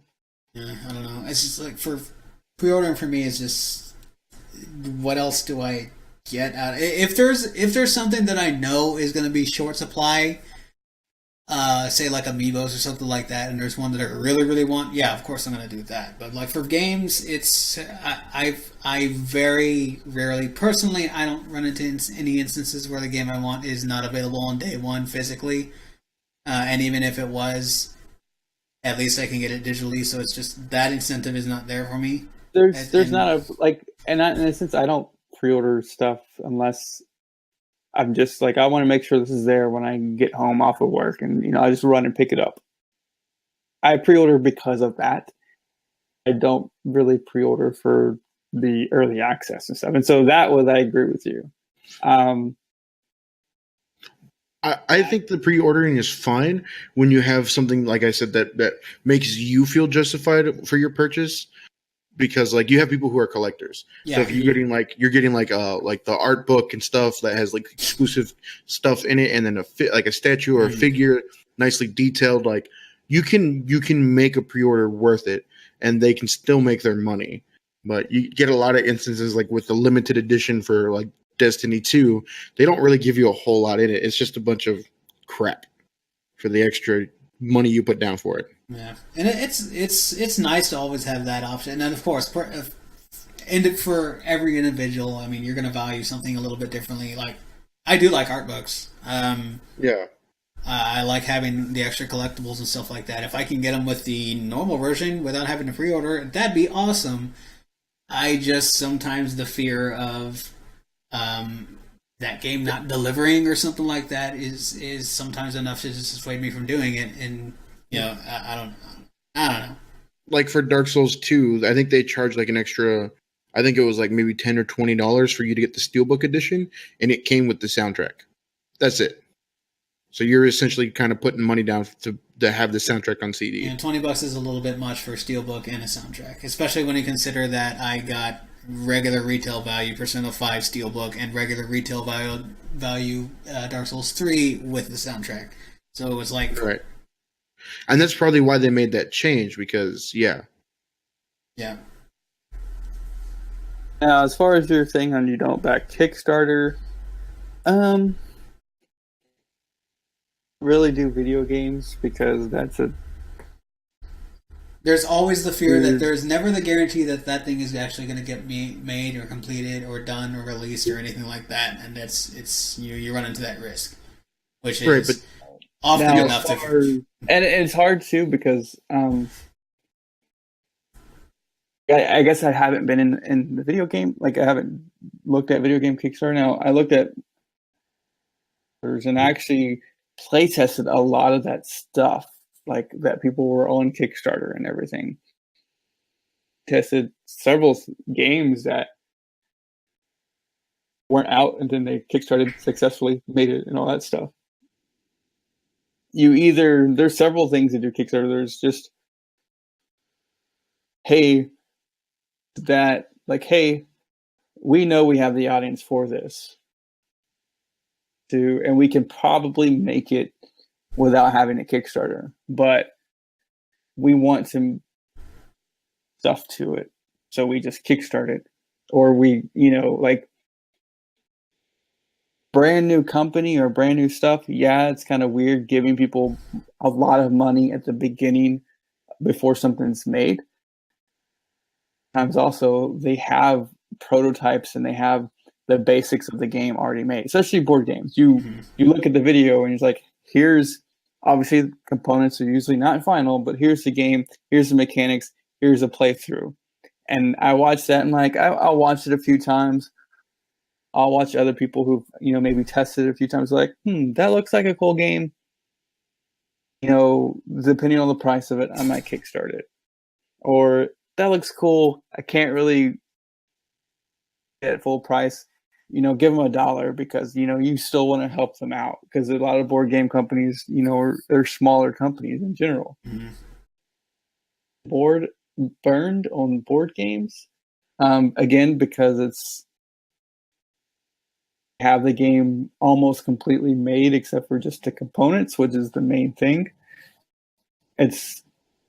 They have the rules and everything kind of already written, and you just watch people play. It's like, yeah, I would dig that. My group would dig that. And then you just play them and you get it for cheaper. The only thing I guess I've gotten burned on is I backed that game that we played, John, Santorini. Which one was that again? It was the abstract game that you build up in Santorini, kind of like the Greek gods. And I didn't get burned on where you you do the buildings and you have to jump to the top of them or something like that. I didn't get burned or something like that, right? I didn't get burned on the fact that the gameplay. I like the gameplay. I like the game. Looks good. I got burned on the fact that they ended up making either a deal or selling it.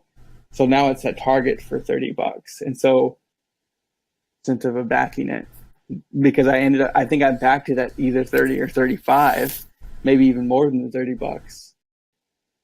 Selling it for MSRP like 45 or 50, and then I got it for cheaper. But then they mass produced it for Target or something like that, so it's even cheaper now. I think for me it's just the fear of that happening, because I didn't even think about that as a possibility. Yeah, it could be sold off as an asset to someone else, or someone else could acquire it, finish the development and release it for less than whatever you put in for as their goal to get the copy of it also.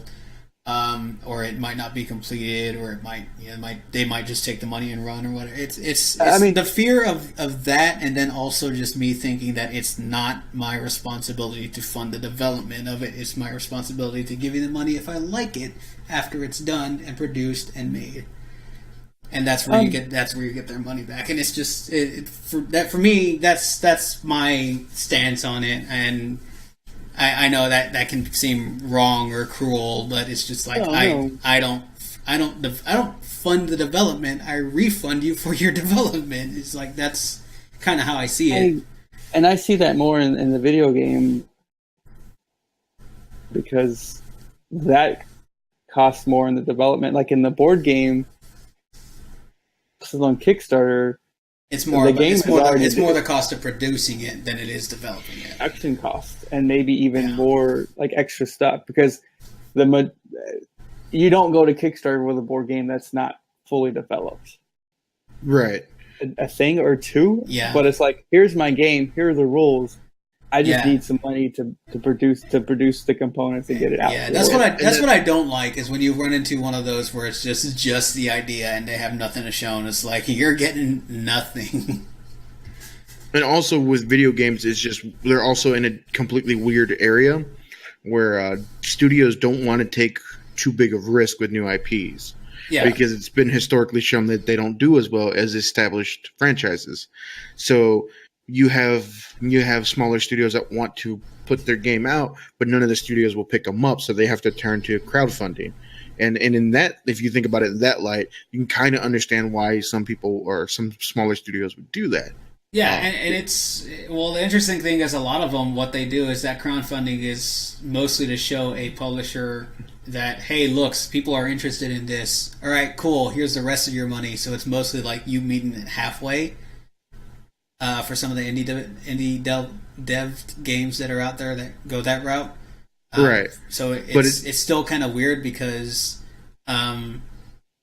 It's good because I mean you do get those weirder things that someone else wouldn't have signed off on, but still it's like I still come back to that thing where I don't know why I have problems funding it. I think one of the more recent like Kickstarters that people were really burned by was Ukulele. Yeah, Ukulele, Mighty Number 9, stuff like that. Like Ukulele. I didn't know Ukulele was Kickstarter. That was Kickstarter, yeah.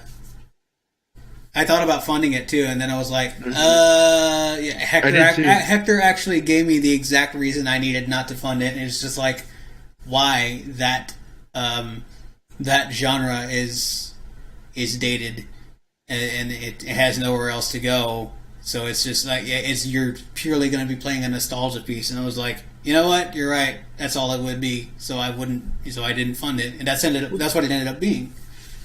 Well, yeah, because obviously they got what they wanted, and they just pushed up. It's exactly what they went for and exactly what they got. But for whatever reason, like I was seeing I don't even think it's even a nostalgia piece because it's not even fully polished. Like, and that's the problem with Kickstarters and stuff like that. but games on the 64 3D platformers weren't that polished either.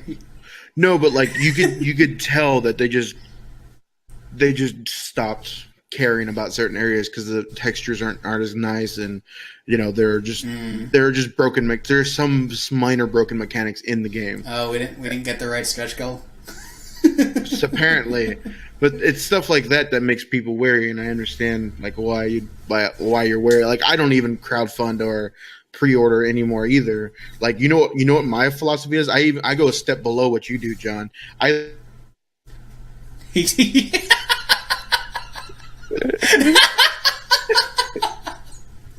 goes a step below what I do. He just goes the fuck out. Oh god. Okay, we'll wait for him to come back and actually finish that thought. Are you back? Are you back? Are you back, Noe? No, I thought he was back for a second. What happened? Because I lost John. Okay, so the last we heard from you was, you know what I do? I do a step below you, and then it just stopped. Oh, that's great. So just like I just don't do anything. I just don't do anything. Well, okay, finish your thought there. No, finish your thought. What was it? It's literally just a step below. It really is. I literally just it comes out and I go to Redbox. Yeah, no, and you know what? You don't even have to go to Redbox anymore because you could just pick up the new. I'm surprised. I forgot that we didn't put this on here on the newsy bits.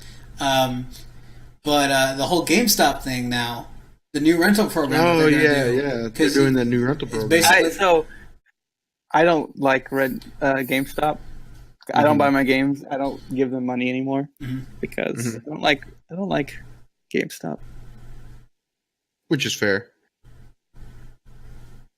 They are not the greatest. But I don't think I'd ever do their thing that you're about to tell us about. I don't know, dude. Like $60 for 6 months of rentals, and you get to keep one of the games is not a terrible deal for me. Because how much did you spend? And this is going to be a local thing, but how much did we spend at Hastings for a 1 week rental? $10, right? $7, yeah, like something like that. Like $10, $10.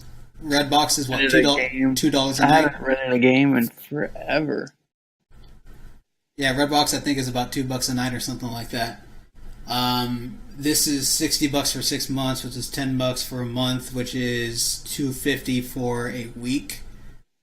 So depending on exactly how many games you think you're going to be renting during that period, that's a pretty good deal, especially if you get to just keep one of them at the end of the period. Those new release games are kind of like an older used games. So anything that's on the used shelf, you pick it up, you go to the desk, and you say, "Okay, I'm renting this or what." I don't know exactly how what their process is, but it's $60 6 month of rentals.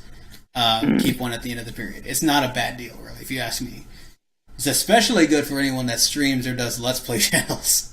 And really, they did it more for like people who can't afford to just come out and buy every game that they want to buy. That, and they did it for everyone that everyone at the higher ups at GameStop decided, hey, no one's buying new games anymore. Yeah, everybody's and nobody's buying used games from us anymore either. Like, what gives? Yeah. It's a way to get people in there, because the more time someone comes into the store, the more time, the higher the chance they might buy something else. Exactly. And you know what? It's gonna work for me because I'm gonna walk in there and GameStop now has a lot of like they started to carry a lot more of that kind of swag thing where it's just like here's your game related shirt and your gaming related keychain and whatnot. And if I see something cool and it's like $5, hell, why not? Yeah, Like, that's the whole point of all that too. And some of it's really cool. I don't want to do it because I don't like GameStop. Just the way they run their business practices. I'd see if one of y'all try it out, see how it is, and if it seems cool, I might end up doing it. It is $60 for 6 months, which is the price of a new game. It's the price of a new game, but you also get 6 months of free rentals with that game. Some games that, man, that's a good game. I like it. Not sure if I would own it. Yeah, that's why you just go back and trade it for another one, and then at the end of the period, it's like, yep, that's the one I'll own. I'll just end with that one. Like I'm gonna probably next year get a bunch of stuff off my backlog with that deal if they actually go through with it. It also gives you an incentive to actually sit down and play it. Because if you pick it up and don't touch it for 6 months, you just bought the game. Yeah, because a lot of times I was like, "Oh man, I like that game. I'll buy it," and then just sits there and not play it. Because that's what happened.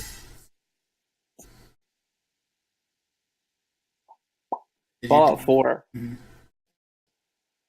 or kind of close to launch date, and I didn't touch it for like a month because I also at the same time bought Tomb Raider.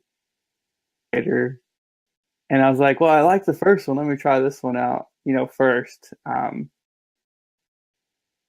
Put that down for like a month and a half. But at the same time with that, I can't remember what it was. I mean, the deal is exceptionally good if you play stuff and you get through it. If you don't play stuff, frequently, then it becomes less worthwhile. But I mean, it sounds like a great deal. Only for a certain console, or is it just any game? No, it's any used game that they have. Interesting. I believe that's how it works. I don't know. We'll find out soon, I think. But where were we at before this? Okay, we were at Redbox, and then we were like, Noe was doing one step below me or above. I don't know. So crowdsource, for stuff. What about like people who run, who do? I guess maybe on topic, but off topic. What are your thoughts about? Do like media stuff? Like the main thing that comes to mind is a lot of board game media. They do fundraising things once a year. Just Indiegogo. You're talking about like how who is it, Board with Life or something like that does that every year to kind of fund their seasons and stuff like that, right? Mm-hmm. Yes. Really, the argument can kind of still stand. It's not the consumer's job to kind of fund that, but it's one way to do it because they're not creating a product that you buy. They're creating a product that you watch. So it does become a little bit of a different situation. You can still, you would still consume it. But you're not buying it after it's been produced. You're watching it. You're engaging with it in that way. So it's not that you're paying money for them to develop something that you would then buy. You're paying money for them to produce something that you would then watch or consume without having to put any additional money in. So it can be a little bit different there, and I guess I don't have as much of a problem there. The original argument kind of still stands where it's not a consumer's responsibility to fund the development of it, but it's a little bit of a different situation, I guess. The main thing I was referring to was mostly about game development, video and board, but But yeah, it's a little bit of a different situation, but can kind of relate. Yeah. Oh god, what was I about to say? Words. You were gonna say words with your face. Oh god, what was this? Sorry, I started thinking about Kung Pao. And you know me, I start quoting that movie like crazy. But like a Patreon. Ooh, Patreon. That's actually a little different. Patreon a lot of times is choose your words carefully, John, because we may be using that later. Yeah, well, Patreon is closer to you. Is closer to that last example that you provided, where you're funding the development of a product that is not something that you pay for later or that can be bought later. It is funding the development of a product that can be consumed by watching later. Yeah, most Patreon users are content creators that are, they're making shows, they're streamers, YouTubers, or whatever, like stuff like that. There are some Patreon users that are artists, which is when it gets a little bit different, because then most of their Patreon goals should be about getting, I don't know, physical things. Yeah, something related to those, something that only Patreon exclusives can get, prints or something like that. And then it's right. One of the tubers I follow, his Patreon, like his goals are pretty much you get early access to like content that he's going to be putting out, so you get to see it a day early. That's the most common one, yeah. And then you get like a lot of like physical swag. You get posters, keychains, T-shirts, hats, like anything he can throw at you, pillows, like another frequent one is like doing a Google Hangout or something like that with the really high donators or whatever. Right. And again, it's just it's similar because you're still as a consumer funding something that you're consuming, and it's technically not your responsibility, but it's different because you're funding something that isn't a purchasable product later.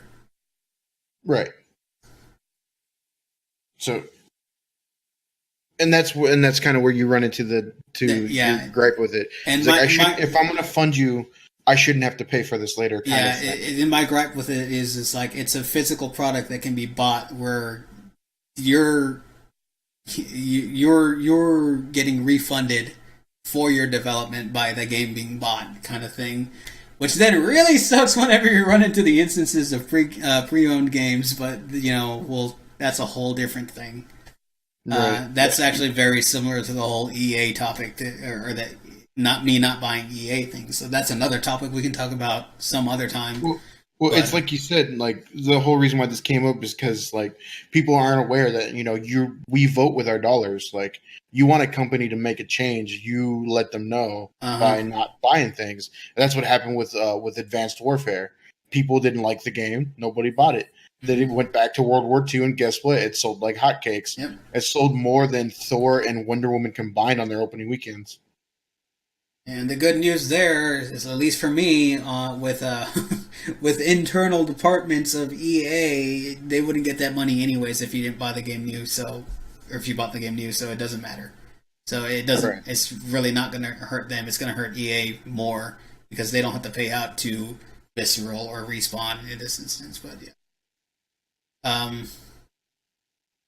Right, because my understanding of that is they have the studio make the game. The publisher pretty much pays them to make the game, and then the publisher gets the majority of that, of what they paid in back in the sales. I think some of the senior devs get some things back, but the programmers definitely don't, and some of the artists definitely don't, and the VAs now they get to, but they get paid bonuses from the sales, and that's only. Only if they can negotiate that with the publisher. It's from the publisher, and there was a I should have put that on the news too. They actually did come to some agreements on the whole VA strike. Yeah.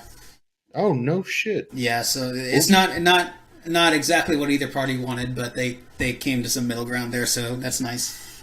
Well, compromise is the first step to solving the problem, right? It's the first step. We'll see again in another however many years is left on their collective bargaining agreement.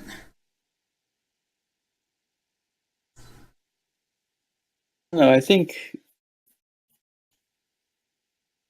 in certain mediums, I think crowdsourcing is a good thing. Yeah, I think it's okay in some instances. I just when it's a like a buy this product kind of thing, that's when I start to have troubles with it. Right. Because there's some like, especially when I know for developers, especially when I know it's coming from a developer that is done very well and everything else, and like, why do you not already have enough money to just develop this yourself without me having to put in the money now? Like, I love Cool Mini or Not games, but why do they not have enough money to fund their own production? Right. I think it's more of, it's kind of a way to see how many they produce. And so there's no like, oh, we produce there's no loss in it, basically.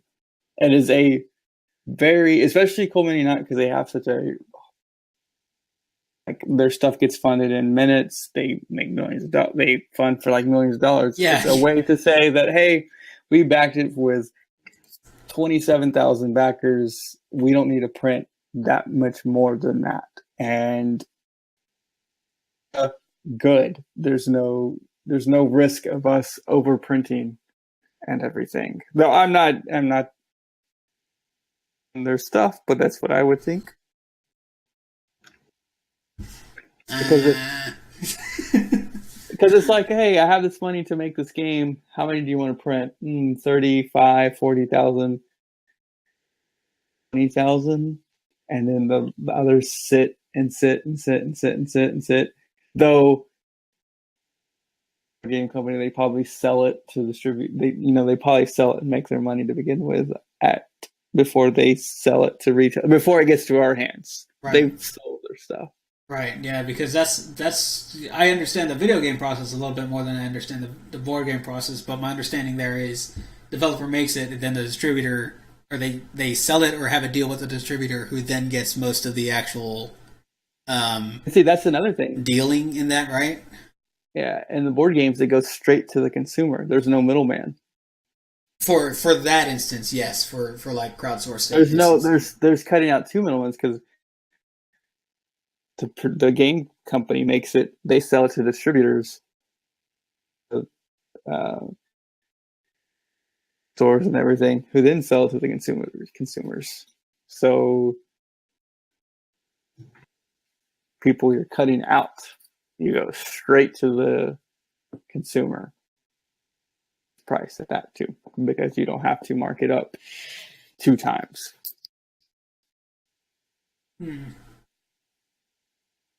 But like a different. Well, I don't know about that, because I don't know about that, because there's some board games that I see on Kickstarter or whatever that their bottom goal for getting the copy of the game is, I see it in stores 6 months later and it's identical or very similar, and it's like, I don't know about that double markup there. Who knows what the actual markup is, but it's, it might be $50 to get it on Kickstarter, and it's still retailing for $60, so I saved $10. I guess that's okay, but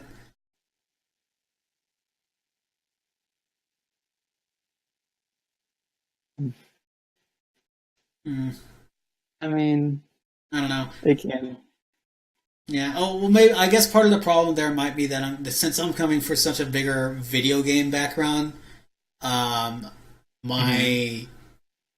beliefs as a consumer are, very skewed or biased in one direction, and not knowing the process for board game development and then distribution could could just be a victim of that. But it's still an instance where I have issues, or I just don't know if I can jump into that. I don't know, really. I don't know. Whatever. It's weird. I might just be biased because I'm coming from a video game background more than a board game one.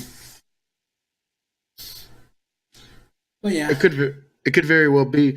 Also, not to change topics, but we also kind of forgot to add something into some of the talks. What PlayStation had announced that the Paris Games Week. Oh, dude, I forgot about Paris Games Week. I didn't watch like any of the trailers. So the biggest thing for me from there was Ghost of, what is it called? Ghost of Tsushima. That you need to go watch the trailer for, and go check out the other games that they have announced. They're all pretty promising, except for maybe exception of like a couple. But I just thought I'd throw that in there quickly before I forgot. Yeah. Yeah, I guess our preparation was not that good if we had to come back to newsy bits like twice during the middle of the topic, but... Right. But this was we said this kind of last second type of thing, because we wanted to just... It was like, we settled on doing this like 2 days ago, so it's not really last second. Yeah. I was family, so I didn't prepare either. And we're also trying a new thing. And the way we're doing it, while it's cool, and that we can do it when we're not around, acted when there's no one else in this room, and you're not talking, and there's a computer in front of you. Stop searching. Stop going around the internet, man. I've had the same 3 windows open the entire thing. I got Discord, I got OBS that's recording the thing, and I have the docket in front of me. That's it. I am responsible. You be responsible. Flip over here has got like major ADHD apparently. Browsing the internet, just kind of forgetting we're having a podcast happening. Yeah, I've straight up been staring right at the on Discord here where it says the voice channel. I've straight been just staring at the 3 names light up for the last 2 hours. You know what? Because you know what? I wasn't gonna get distracted and go over to Facebook, even though I got 7 messages there. Just be real. Those are 7 messages of dick pics from like 5 people. I bet. How long have we been discussing? Yeah, about 2 hours. Yeah, about 2 hours. Yeah. I think we're good. I think we did. I think we are kind of good. I think we're middle of the road. You think you're middle of the road? I'm pretty up there. Because I don't know. It's just when you get into the really like detail of just like how things are run by studios from a video game standpoint, like from the developers to the publishers, how they handle everything, it becomes a really big gray area. And it's just like, I want to support the studio, but I don't want to just support the publisher. I want to support everyone that was involved in actually making the game, not the people that actually, just fucking here's the thing on this disc, on this flash drive, put it in the computer, that's gonna print 70,000 copies and then label that and then ship it out and whatnot. No, I want to support the dude that made it, the dude that had the idea and everything like that. But it's a little bit harder to give the money straight to the dude, and I guess you can sometimes do that with Kickstarter.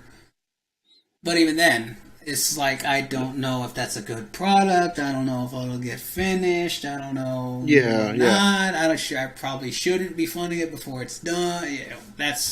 I don't know. It's me.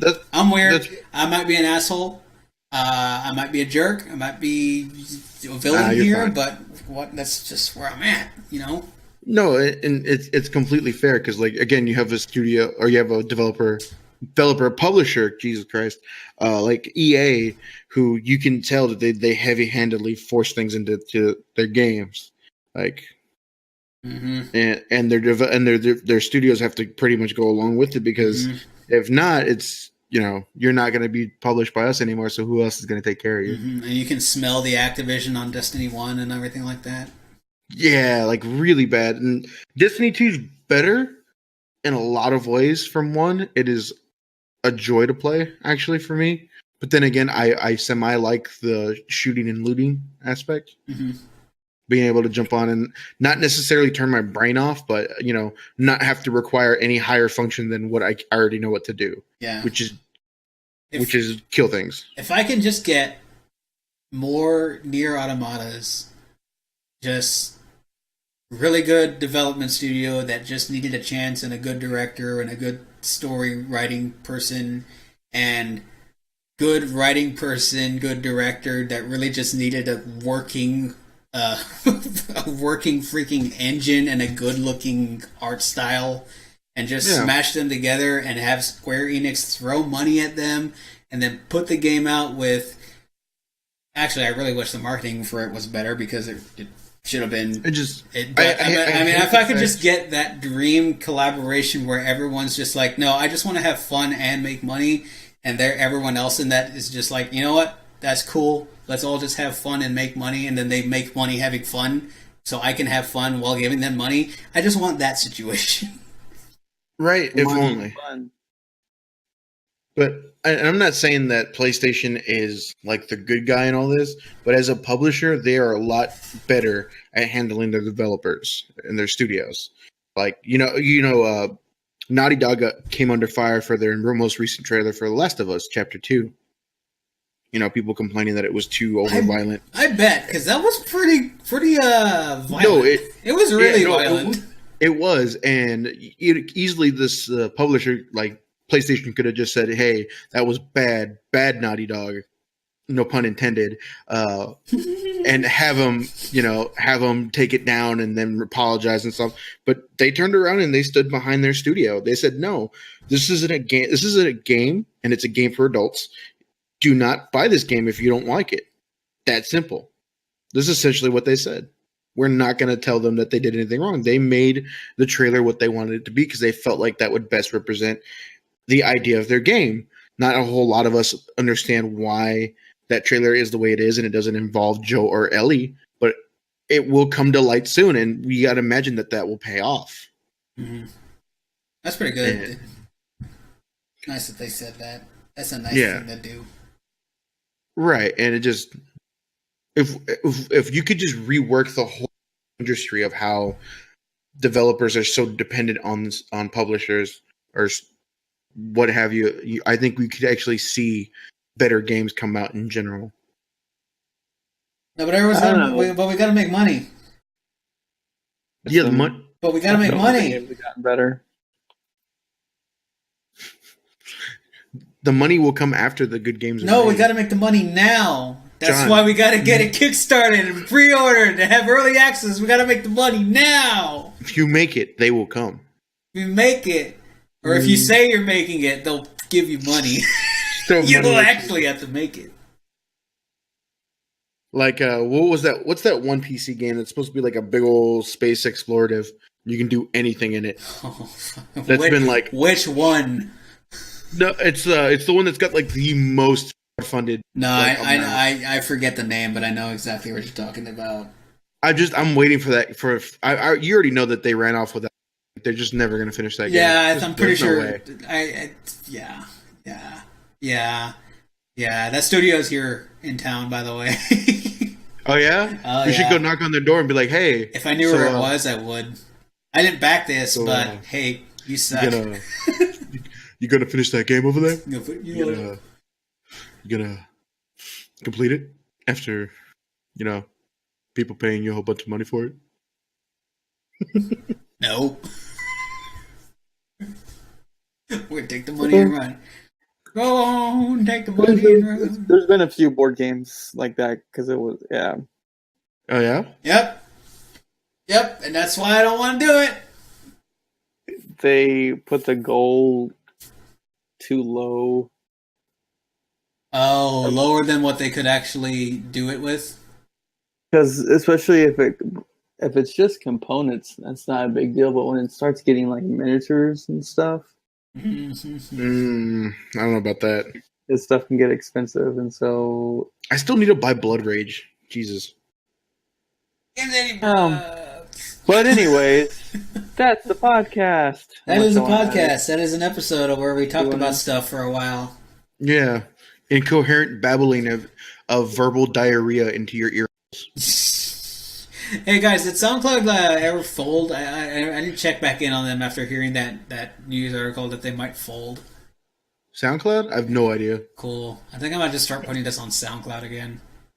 I might just pay the money to do it because, I don't know, just to have an option to listen, Yeah, it wouldn't be a bad idea. Because opening a YouTube video on your phone or your iPad or whatever while you're. Well, I mean, if you pay for YouTube downtown, Red, yeah, you can have it. You could have it. You know what? Gonna pay for YouTube Red. You just fucking get the free version of SoundCloud or whatever the hell. Eventually, I want to get this on iTunes, but that's gonna be a while probably.